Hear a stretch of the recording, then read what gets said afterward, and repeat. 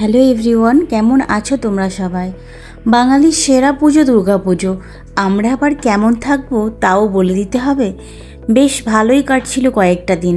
আজ ভীষণ মন খারাপ লাগছে, কারণ আজ দশমীর দিনে ভয়েস দিতে বসে মনটা একদম কেঁপে কেঁপে উঠছে। এটা ছিল ষষ্ঠীর দিন রাত্রে ভিডিও কিছু। ষষ্ঠীর দিন আমি সেভাবে কোথাও যাইনি, কিন্তু ঠাকুরঘরটাকে একটু সাজিয়ে তোলার ইচ্ছে হচ্ছিল। কাল গিরিমাটি ছিল, তাই জন্যই কিন্তু একটুখানি অল্প করে কিছু একটা বানিয়ে নিয়ে তারপর গিরিমাটি দেওয়ার ইচ্ছে হচ্ছিল।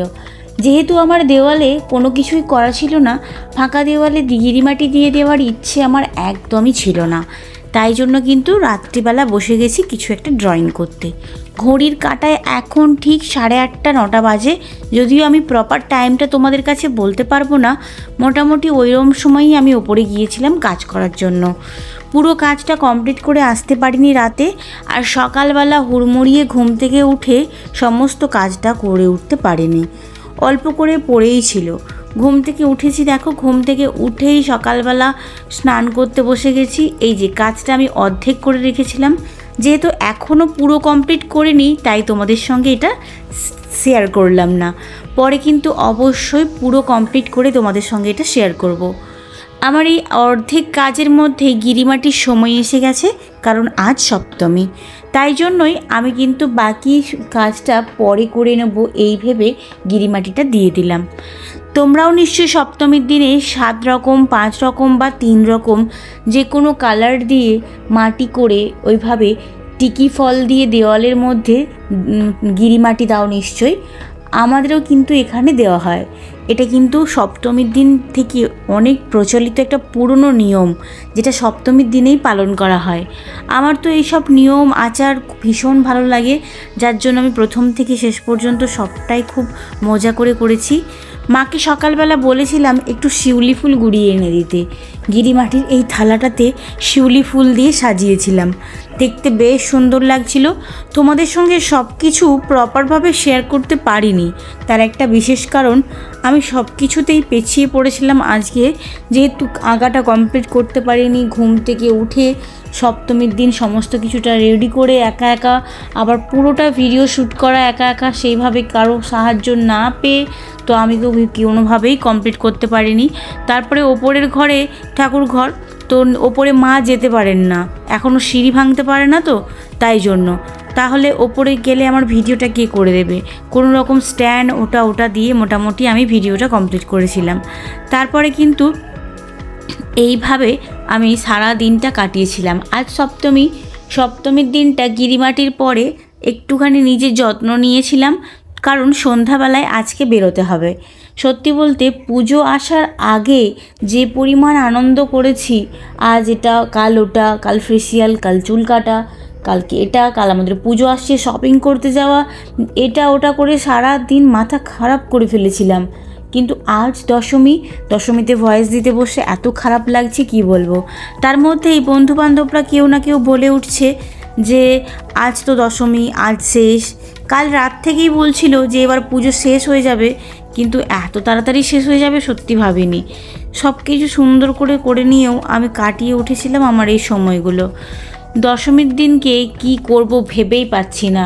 সবাইকে বলছি কোথাও যাওয়ার কথা, একবার মুড অফ হয়ে যাচ্ছে, বা ফিস্ট করার কথা।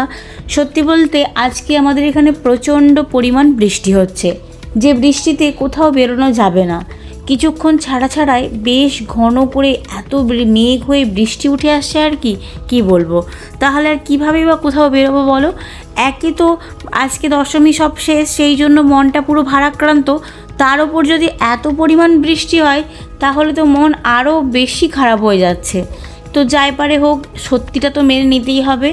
যদিও বাড়িতে লক্ষ্মী পুজো হয় কিছুদিন পরে লক্ষ্মী পুজো, তাও কিছুতেই মনকে মানিয়ে নিতে পারছি না যে আজকে দিনটা শেষ। এরপরে সমস্ত ছুটিগুলোও শেষ হয়ে যাবে, নিজেদের কাজে আবার নিজেদেরকে ফিরতে হবে।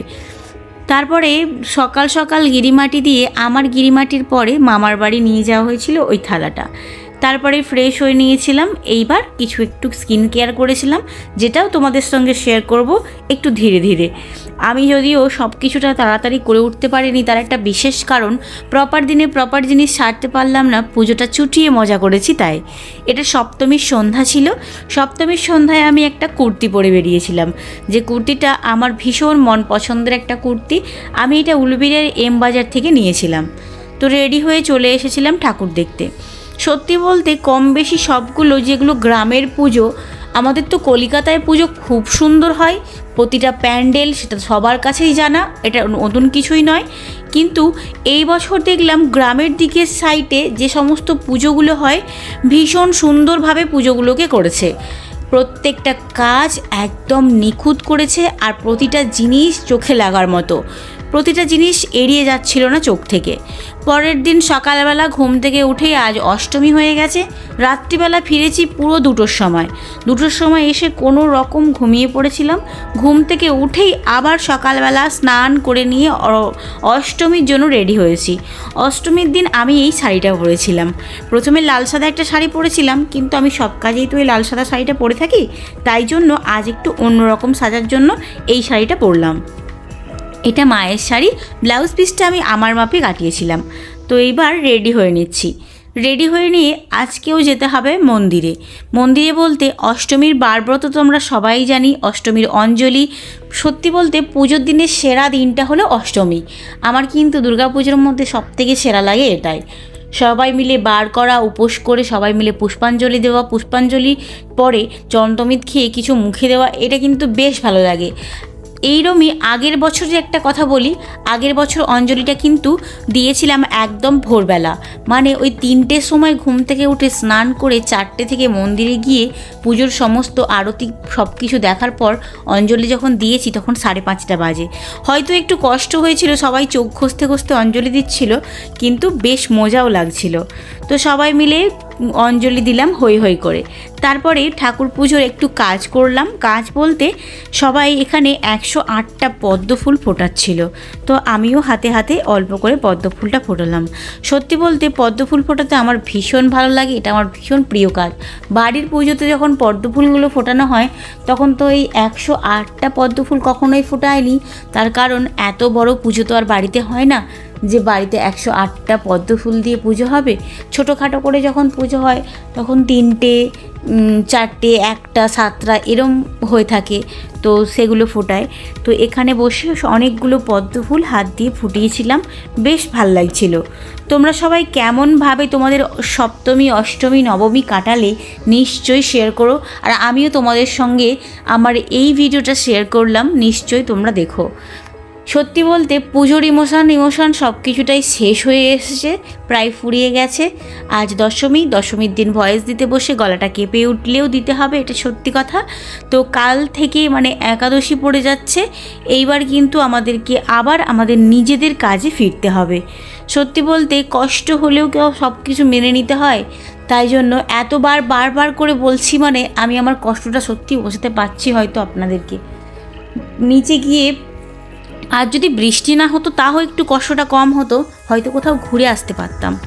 এত পরিমাণ বৃষ্টি হচ্ছে, তার ওপর আবার আজ দশমী, সব কিছু শেষের বাইরে। তো কাল থেকে আবার স্বাভাবিক জীবনযাপনে নিজেদেরকে জড়িয়ে ফেলতে হবে, নিজেদের কাজ সমস্ত কিছুতে।